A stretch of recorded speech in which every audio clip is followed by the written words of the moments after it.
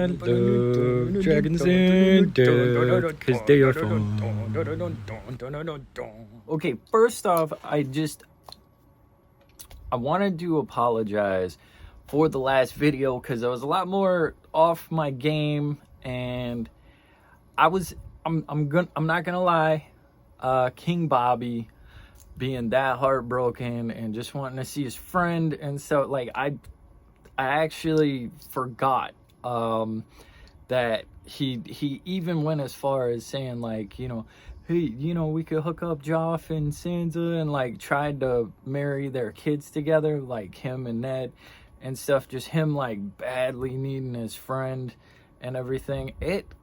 I'm an emotional man, okay, and it got me in my feels, so I wasn't as high energy and I didn't make as many jokes, and I was more conversational, and it hit a little different. And honestly, I'm acknowledging that. I'm trying to stay lighter and higher energy. Okay, so I'm sorry. Now, there is a little bit of world building in this chapter. John, I'm gonna put on things, become Professor Tory for a second. I busted out my crown because we're talking about royal stuff. But, okay. They reveal in this chapter that the Kingslayer that Daenerys' brother was talking about is actually Jaime Lannister. Like, for sure.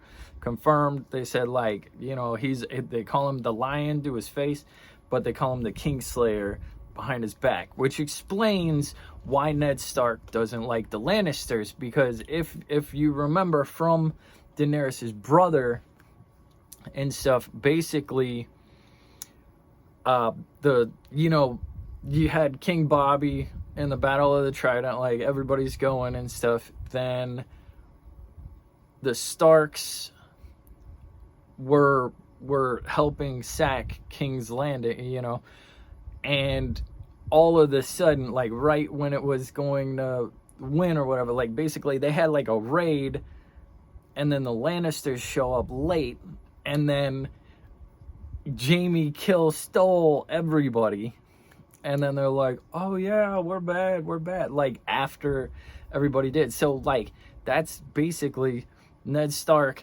sees him as a kill stealing bitch, which is hilarious to me. Like, if you think about it in those terms, it makes perfect sense.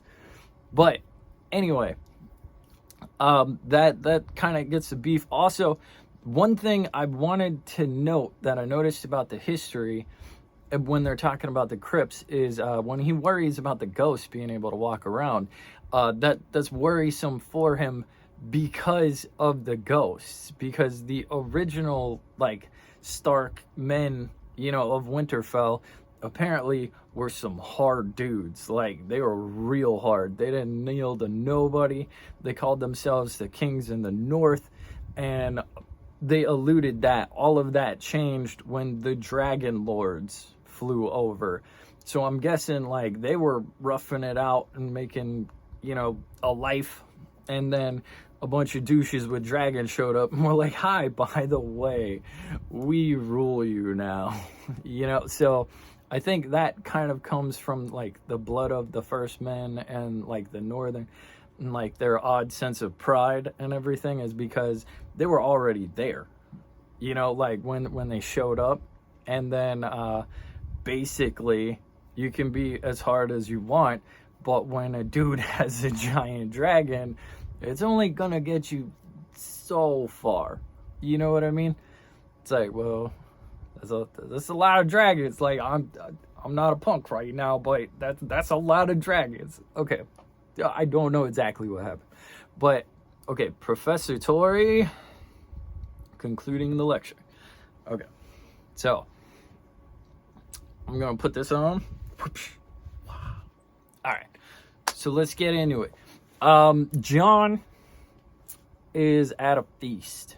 That's how this opens, because, you know, they said like, oh, we're gonna have to feast, and there'll probably be a hunt and all that. So the feast starts, but it's like popping off pretty much, and you see John like over on his own, Now, I'm going to try to jump around. I'm going to do this kind of chronologically, because basically, as far as I can tell, they're like, okay, bet, let's have a feast. And then, the Lannisters and like everybody, all the nobility, they're like doing the Zoolander thing, like, oh, we have to have a runway walk or whatever. So like, everybody can see the pretty nobles or whatever. So they're like, all right, bet, like, we'll put on like a kids talent show, whatever. Like, everybody pair up. And like, as soon as like everything starts going, Ned's like, not you, John. And John's like, because John normally eats with everybody, and he's like, look, man, Cersei's here, Lannister's here, they fussy. I don't, like, if you sit and you're a bastard, like, she might get her nose out of joint, and trust me, this woman, and he's freaking uppity, and John's just like, all right, bet, like, I get it. So John is down like on the benches, because apparently the way this works is like there's a raised platform, for like, well, I think they gave the raised platform to the Lannister, like King Bobby and Cersei, and then like the rest of the family and Ned and them and stuff, like they're on the platform, and then there's a table for the nobility, and they're all sitting there, and then back kind of in the slums, there's the benches, with the tables. And that's where John is. Like, he's way in the back. And I feel like he's probably feeling pretty dejected and stuff, because normally he eats with them. So he's kind of acting out a little bit, as you do when you're 14. Also, it's confirmed, like, John is emo. He is an emo scene kid. He is so emo. That's why, like, he's like, I need wolves, and he's like, I care about Bran's feelings, and like, he's always worried about everybody else's feelings.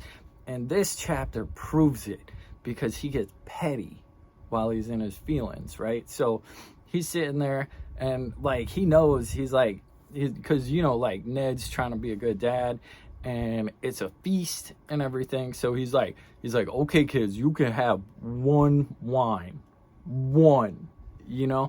like, everybody don't show your ass, basically.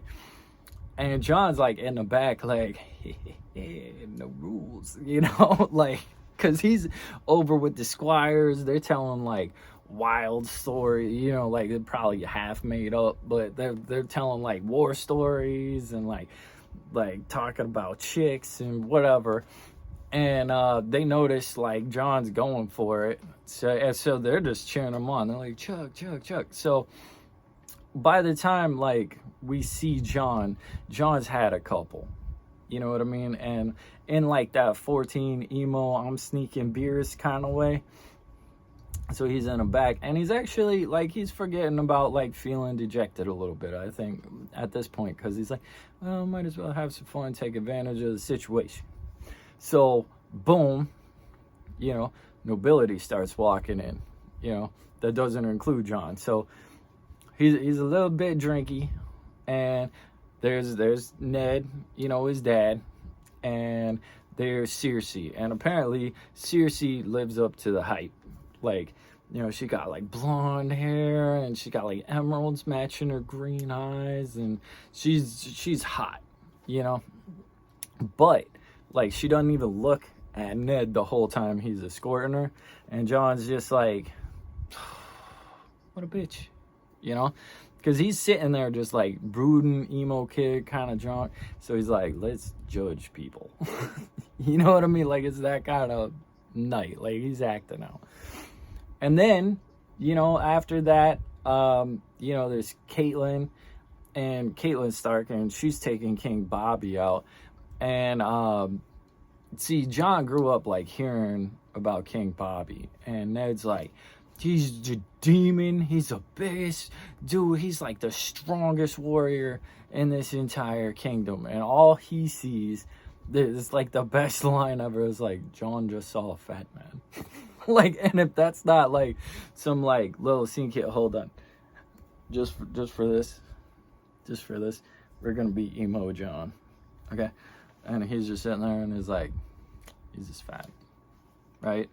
And then comes in like Marcella, who's one of the Lannister girls. She's only like 8, and like Rob's going, and she's like timid, smiling. You know what I mean? At like Rob, and Rob's just happy, he's like smiling. He's like, "Ooh, I think she got a crush," you know. And John's over there just like, we can't blink her faces, like she's stupid, right? So like, so far we got like bitch, fat, stupid, right? And then like is Arya and somebody, I don't remember. I don't think he has a whole lot to say on that one. And then if I'm mistaken, I'm sorry. I'll correct it in the next video. Okay, I'm sorry. I'm trying to get my little emo bangs going. And then in comes Joffrey and Sansa, you know, who Bobby was trying to hook up together. And it's important to note, Ned was like, Sansa's like 12, man. Like, she's too young to get married. And Bobby's like, well, we'll betroth them. Screw it. They'll get married later, whatever. You know, because he's just trying to reconnect with Ned. But that's the first time we see this dude, Joffrey. And Joffrey is only 12. You know, so he's the same age as Sansa. But John notices, like, it's kind of because Joffrey's taller than both of them. And like, you know, he's walking in and he is stank facing the whole time, you know, like they're all like blonde and like shiny and like, oh, we're Lannisters. And then you see Joffrey and he's just like basically he walks in like, fuck these people. I don't even like these people. And, you know, Sansa's sitting there and apparently, according to John anyway, she looks radiant. So I guess like his pettiness isn't so much focused on his own family. Like it also says, and this is kind of hard because it had to make him feel even more isolated. Like little Rickon was the first one to walk out, but Rickon is 3. He doesn't understand protocol. So like they're like, all right, Ricky, here's what we gotta do. You gotta walk down here and look real fancy, and then get to your chair. And Rickon's like, okay, I will do this.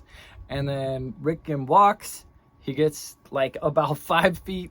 And then he sees John, who's supposed to be at the table because John is his family who he's dinner with. So he walks over to John. And he's like, hi, John. And John's like, oh, buddy, you got to go to the seat at the table. You know what I mean? Which is very sweet of Rickon, but I could see where it would affect John a little bit, because like Rickon knows John's supposed to be at the table, you know what I mean? But that's from the mouths of babes. Anyway, so you know, you see like little stank faced Joffrey walking in, which that's all they say, like he's just pouting and disapproving and stuff. And then after that, it's like the big show. And this is how I know John is an emo kid, okay? Because the only person wearing black walks in, because it's the Kingslayer himself, the Lion of the Lannisters. You know, Jaime walks in with his brother, the Imp, okay? And Jaime's decked out in all black. He's got like a gold lion on him, and he's wearing like this swooshy red, you know, like cape or crimson cape. And that's the first time, like, you know, John's like, okay, see, that's what a king should look like, right? Because I'm pretty sure if John ever saw My Chemical Romance, he would just knight all of them. Like, he's that emo. Like, that somewhere in Winterfell, he has designs to make a hot topic. But anyway,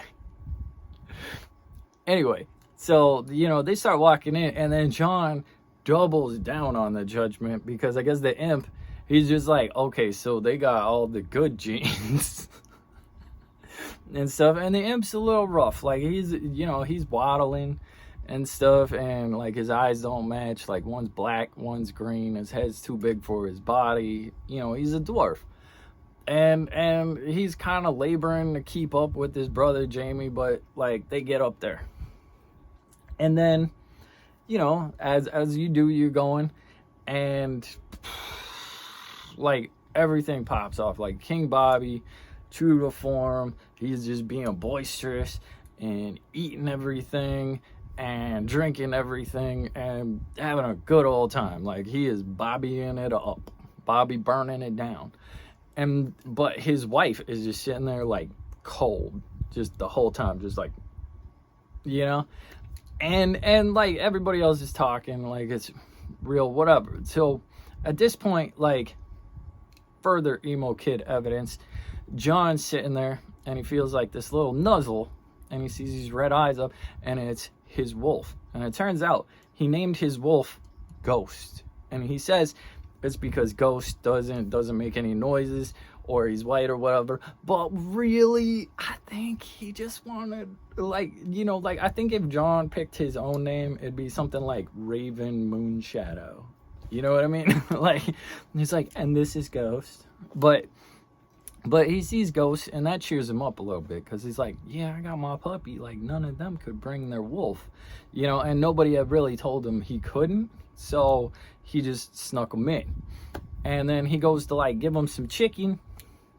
And then he's like, no, I'm going to give you the whole chicken, and like just stabs it and drops it in between his legs, you know. So Ghost is sitting there just being a good wolf, you know, silently like, and it's kind of funny because there's a little scene, there's other dogs walking around, you know, following the servant ladies and stuff, and it's mongrel. It's like, oh damn, he got chicken. And she's like 3 times the size of Ghost, so she's like, give me that chicken, I'll mess you up, right? And Ghost, true to form, same as John, just like, he's just like, I'm a wolf. Like he doesn't say anything, he just bares his teeth. And then all of a sudden, like, you know, the other mongrel's like, you know what, I'm a pescatarian, I don't even need this. And just like walks away, you know. But right then, like, John's like, oh, good boy, you know, because, you know, he's happy, like, his wolf is tough. Then his Uncle Benjamin had walked in with Theon, right? And his Uncle Benjamin is the only person, aside from, you know, Lil Ricky, that stared at John, like, you know, and he smiled at him and stuff. And it says like he always has like a hint of laughter in his eyes, even though he works for the Night's Watch and stuff. So like he was friendly, he's like, hey, what up, John? And meanwhile, Theon, probably because he got bitched about the wolves and stuff, just straight on, he's like, John don't exist.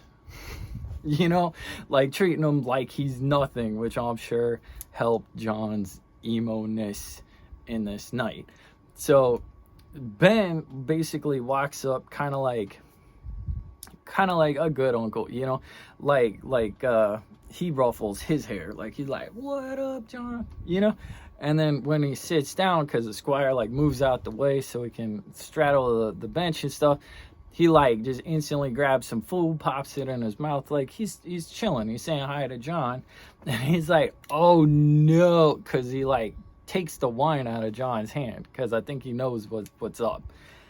And he drinks it, and he's like, oh, you had a lot of this? And like John is kind of sitting there like at this point, because he's been heavily drinking and getting cheered on by like the frat bro squires. Like he's like, and the Ben's is like, oh my goodness. And he's like, it's all right, man, like I got drunk when I was your age too, but you gotta watch that, you know. And they're just talking, and he's like, man, that's not good tonight, huh? You know. And John's like, yeah, I noticed that. And then he's like, I also noticed, because, you know, they're talking about people, and he's like, also, you know, notice Circe's not having a good time. And John's like, well, that's because she's mad at King Bobby because they went to the crypt and she didn't want him to go, you know. And then Ben like kind of stops, and he's like, you're pretty sharp, you know. And he's like, we could use someone like you on the wall, because see, like he's clad all in black, because I guess, you know, the same as like the first chapter, like they're just goth kids, right? Like hardcore goth kids. And John's like, "Oh, you gotta let me join the watch," you know? He's like, "I want to be a goth kid too," because he wants to like belong somewhere. And they even mention, like, he was thinking about it. He's like, "Look, Rob's getting Winterfell like in his head." He's like, you know, Bran and Ricky are gonna be Bannermen. Sons of Arya, they're gonna marry off. They're gonna be gone. Like, what do I get? Nothing. You know what I mean? So like, he's like, "Yo, let me be a goth kid. I'm running with you. Like my dad will let me go if you ask him for me." You know, and Uncle Ben is like trying to be a good uncle. He's like, yo, you need to really think about this. And he's like, "I have," and he's like, "Man, maybe you should wait till like you get with some girls and stuff, because you got to give up girls, you know, to like be like one of us goth kids on a wall and stuff." And he's like, "Oh, that doesn't matter, I know." And he's like, "Trust me, just, you know, get some and then tell me what you think," you know, because he's trying to look out for him, like he's still young. And he's like, "Look, I grew up quick. I'm a bastard," you know. And he's like, "Yeah, that's true enough, but listen to me, son." And that triggers the hell out of John right now, because, you know, he's already feeling dejected and stuff. So like when Ben calls him son, you know, well, hold up, before that they talk about Darren Targaryen. And he idolizes Darren Targaryen, like, and I guess Darren Targaryen was like a boy king conqueror or whatever, and he like sacked a place, you know, and he's like, he was only 14 and he was taking over. And the uncle actually kind of telling of how he views the world.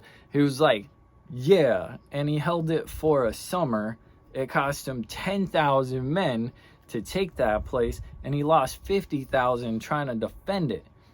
By the way, I don't know if you forgot, but he died at 18, you know? So he's like, someone needs to tell that guy war is not a game, and just like straight up invalidates, you know, the whole little fantasy. Sorry, but my little emo bangs aren't playing along.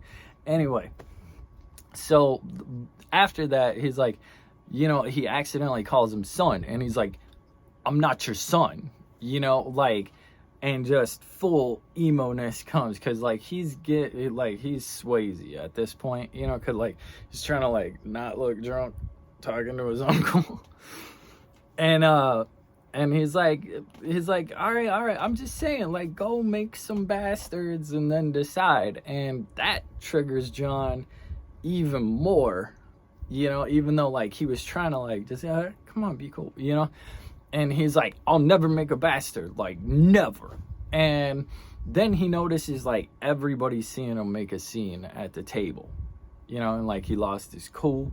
So like an emo kid, he's just like, "I need to be excused," and he goes to like run out and like get a moment, but he falls and he takes out a waitress, and everybody laughs because he's drunk, you know. So I assume he's like, "Man," like keeps running, you know, and Ghost, cool Ghost, just right behind him. And then he's out like in the fortress, and he notices like it looks totally abandoned. Like he's up in his fields. He's like, "Oh, this place is so empty." And there's like one sentry up there, and he's like freezing, and he wasn't allowed to go to the party or whatever, so he's just miserable up there. And he's like, "I'd trade places with you, miserable guy," you know, like he's having a moment and stuff, like trying to reclaim his pride. Then boom, there's the imp, right? And the imp's like up on this little, I think it's like a wall, but he's sitting there, and you know, he kind of calls out to John. And see, like the way this was narrated and shown, it was kind of adversarial, but I didn't like, in the words and the actions, I really think that the imp was sitting there, and then he saw John feeling isolated and humiliated and thrown out, and like the imps also kind of drunk. So like I think they were like kind of drunky bunning, and he saw some of himself in John, and like that's why he starts trying to talk to John. But he's like, hey, that's a cool wolf. You think I could check it out, right? And John is walking and is just like, oh yeah, I guess like you need me to get you a ladder or something, because like he's way up there, and he's a dwarf. And the imp's just like ninja dwarf, right? So he like does it like this front flip, like bounces on his hands, does like a back flip back and stuff. And meanwhile, Ghost is like ninjas and just runs, because Ghost is still a puppy, so he's like, nope. And he nopes out under the porch. And then, the imp's like, yo, I'm sorry I scared your wolf. Which I think, like, this next part, I don't think he was really threatening, Tyrion or whatever. Like, I think, like, he's like, well, at least I still got my wolf, And then, like, the wolf runs away. So, like, his pride, like, extra hurt. But he's like, he calls him back over and stuff. And then he's like, yo, sit. And Ghost just boom. And he's like, you can touch him now, because he snarls when he first goes. And he's like, no, I've trained him. And then, like, he pets the wolf and stuff. And he's like, oh, he's pretty fierce. And he's like, he'd tear your throat out, if I wasn't here. And, like, the narrator and stuff was making it like a threat. But I really think it was like that. Like, no, he's a good wolf, And they were talking, and he's like, yo, you're Ned's bastard, right? And that triggers his emo-ness again, and stuff, because I guess he's just sick of feeling like a bastard tonight. And then the imp's like, oh, did I step on you feeling like, my bad? Like, I'm a dwarf. I just say what comes to my mind. Like, I wasn't judging you, And he's like, yeah, what do you know about it, And the imp, Tyrion is like, he's like, look, man, like, all dwarves are bastards, to their father. And he's like, yeah, you got noble blood, though. And he's like, oh, really? Can you tell my dad? Because, like, I accidentally killed my mom being born, so he's never noticed. And like, it really feels like he's trying to bolster him up a little bit, and then he busts him off some really, I'm gonna mess up the quote, but he's like, here's a little advice for you, man. You gotta see yourself for who you are, because the world is gonna see you regardless, no matter what you feel about yourself. So you gotta know who you are, and then you gotta wrap that around you like armor, like, because if you can make who you are your strength, then it'll never be your weakness. And he's basically telling him, like, you gotta own yourself, which is really solid advice, especially because I think he says it mainly because he knows he's having a crisis of confidence and feeling like an outsider and feeling really dejected and stuff. And he's like, he's still being like a broody emo kid. So he's like, I don't even know who my mom is. And, like, the imp, like, on his way out, he's like, I'm sure it's a lady. Most of them are, like, kind of downplaying the importance of him knowing who his mom is and just being like, yo, accept yourself. And then he walks back into the party, and it noted, like, from John's perspective, that the way the light hit him, like, his shadow got huge, and he looked like the size of a king. So I think, like, what he said kind of hit home, and he started respecting the imp a little bit. But that was the emo chapter of John. I think I covered roughly everything. So, yeah, it's a little bit of a fun chapter. Like, he got white girl wasted, and then he had to, like, run out, like, yeah, and then, he, like, drunk bonded and stuff with the imp. So it's like, it was a cute chapter. I liked it. All right, this was Tory Torrential. Hold on, I gotta un-emo. All right, love you. Thanks for watching my show. Like and subscribe.